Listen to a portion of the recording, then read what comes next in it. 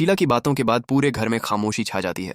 हर कोई जमीन की तरफ शक भरी नजरों से देखने लगता है, मगर इस बार जमीन पहले की तरह खामोश रहने के बजाय पूरे आतिमाद से कहती है, अगर मैंने कोई गलत काम नहीं किया तो मुझे किसी इल्जाम से डरने की जरूरत भी नहीं। आप पूरा घर चेक कर लें, हकीकत खुद सामने आ जाएगी। समीन की बेवकूफ आवाज सुनकर इदरान भी उसके साथ खड़ा हो जाता है और कहता है, आज इस घर में किसी के साथ नाइंसाफी नहीं होगी।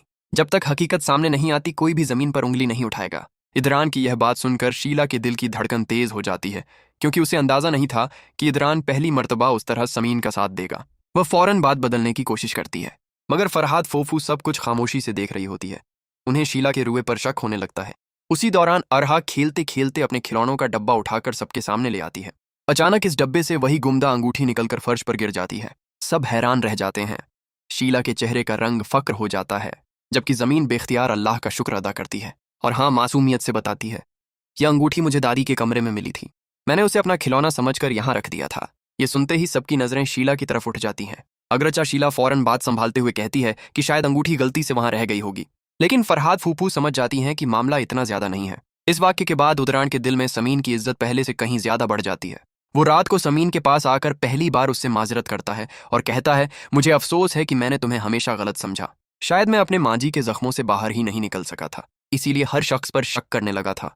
समीन उदरान की बात सुनकर खामोश रहती है, फिर धीरे से कहती है, जख्म वक्त के साथ भर जाते हैं, लेकिन उनकी वजह से किसी बेगुनाह को सजा देना दुरुस्त नहीं होता। समीन की यह बात इदरान के दिल पर गहरा असर छोड़ती है। वो दिल ही दिल में फैसला कर लेता है कि अब वो हर हाल में समीन का एतमाद वापस हासिल करेगा। लेकिन दूसरी तरफ शीला अपनी नाकामी पर सख्त गुस्से में होती है। वो अपने कमरे में जाकर किसी नामालूम शख्स को फोन करती है और कहती है, पहला मंसूबा नाकाम हो गया, मगर अब ऐसी चाल चलनी होगी कि समीन हमेशा के लिए इस घर से निकल जाए।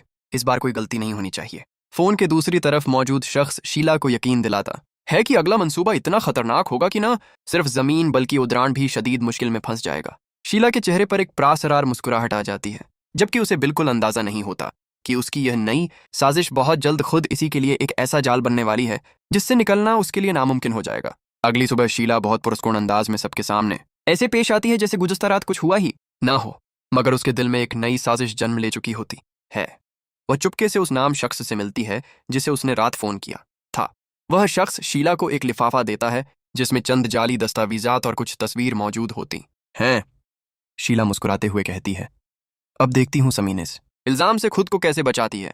इधर घर में समीन हसब मामूल इरहा के साथ मशरूफ होती है। अरहा अब हर काम समीन ही के साथ करना चाहती है, जिसकी वजह से अदरान भी दिल ही दिल में खुश होता है। वो महसूस करता है कि कई बरसों